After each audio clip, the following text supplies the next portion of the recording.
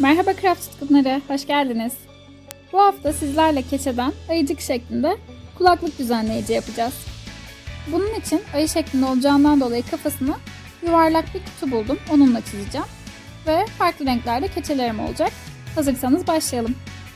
İlk olarak ayıcığımın kafasını çizeceğim, o yüzden keçeli kalemle bu kutunun etrafını çiziyorum.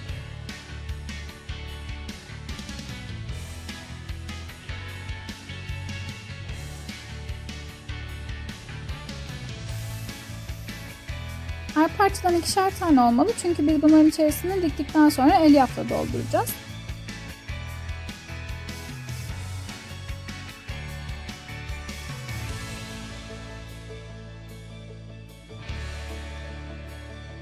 Şimdi kulaklarını çizmeye geçebiliriz. 2 tane kulağı olduğu için toplamda 4 parçamız olacak. Ben bunu ölçerek çizmediğim için 4 tane buraya çizmedim. Daha sonra keçemin üstüne denk getirip eşit olmalarını sağlayarak keseceğim. O yüzden şu an gövdeyi de çizebiliriz. Gövdemizin uzunluğunu çok kısa tutmamakta fayda var. Çünkü biliyorsunuz kulaklığı bunun etrafında dolayacağız. Eline karar verirken de çizdiğimiz dairenin çapına bakıyoruz ve ondan birkaç santim kısa olacak şekilde ilerliyoruz. Ben bu tarz şeylerde ölçü vermeyi sevmiyorum. Çünkü sizin kullandığınız farklı bir boyutta olabilir ya da çapını değiştirerek daha büyük şeyler yapabilirsiniz.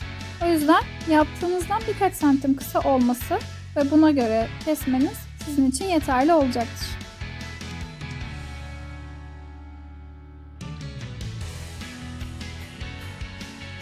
Önceki videolarımızda da keçeyi kullandığımız projelerimiz olmuştu.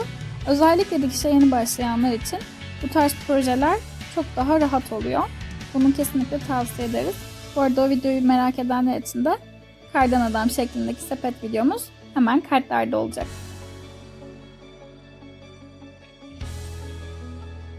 Evet, şu an kesmemiz gereken bütün parçalarımız hazır. Bunları nasıl birleştireceğimizi de şu an görebilirsiniz.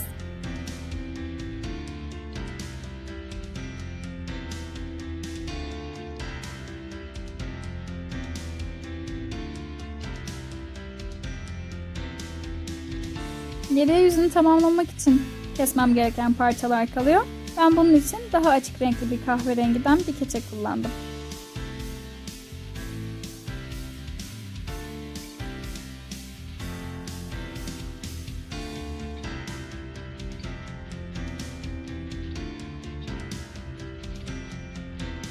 Gördüğünüz gibi ayıcığımızın tüm parçaları artık hazır.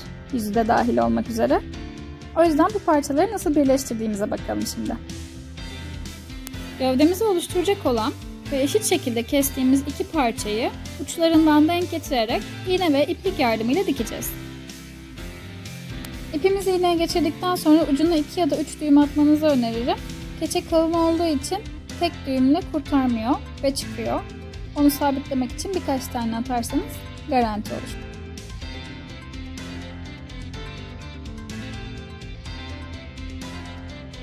Şimdi burada dikiş yaparken önemli olan şey dikişlerimin boyutlarının eşit olması.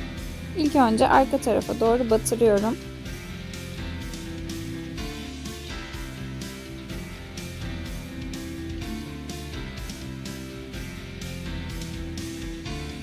Dikişimin arka tarafından ön tarafına geçerken bu sefer eşit büyüklükte batmıyorum da bir önceki dikişimde çıktığım yerden çok azıcık ileriye batarak geri döneceğim. Yani arkadan öne geçerken çok yakın, önde ise dikiş büyüklüklerimi eşit tutmaya çalışıyorum.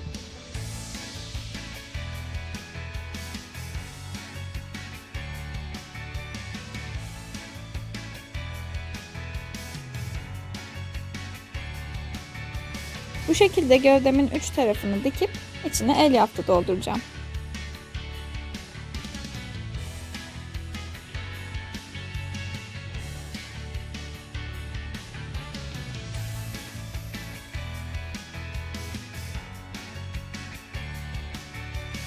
Kafasını dikerken de aynı yöntemi kullanacağız ama burada kulakları nereye koyacağımızı belirleyip oradan dikersek çok daha kolay olacaktır.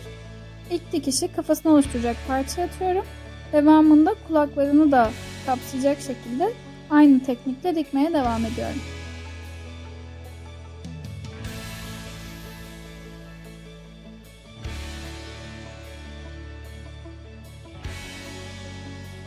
Evet, dikmem gereken bütün parçaları diktim.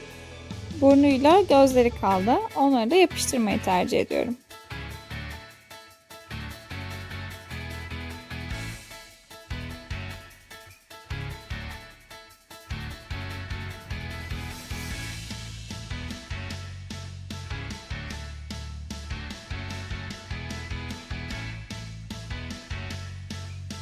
Gözlerini biraz fazla büyük ayarlamışım. İkinci seferde onları da birazcık küçülttüm ve yapıştırdım. Şimdi burada kulaklığı tutacak olan parçayı ayarlamamız gerekiyor. Ben bunun için kopça kullandım ama siz çıt çıt kullanırsanız daha iyi olabilir. Benim elimde bu malzemeler vardı. Bunlarla devam ettim.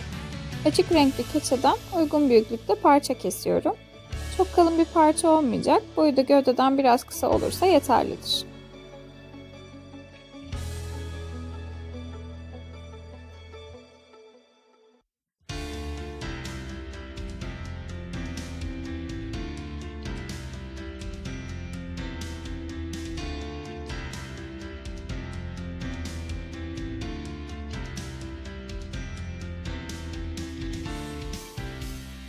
Şimdi de kopçalarımı dikmem lazım. Bunu güzel bir şekilde buraya denk getirip sabitleyeceğim.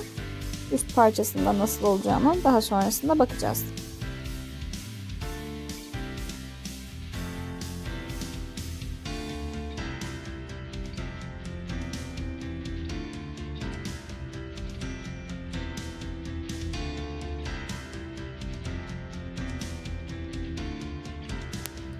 Burada aslında belirttiğim gibi çıt çıt kullanırsanız çok daha rahat olur. Benim elimde yoktu ama siz yeni alacaksanız kesinlikle çıt çıt daha kullanışlı. Üst kısmının da nasıl denk gelmesi gerektiğine bakıp dikmeye başlıyorum.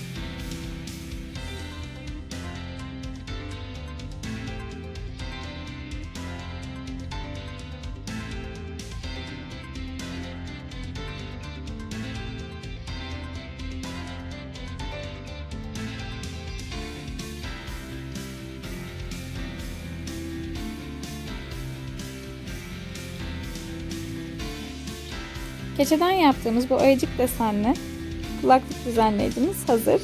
Şimdi kulaklıklarımızı dolayıp nasıl göründüğüne bakalım. Bu parçayı da kapattığımızda gördüğünüz gibi çantamızın içerisinde çok güzel bir düzenleyici olacak. Umarım videomuzu beğenmişsinizdir. Önümüzdeki hafta görüşmek üzere. Kanalımıza abone olmayı unutmayın.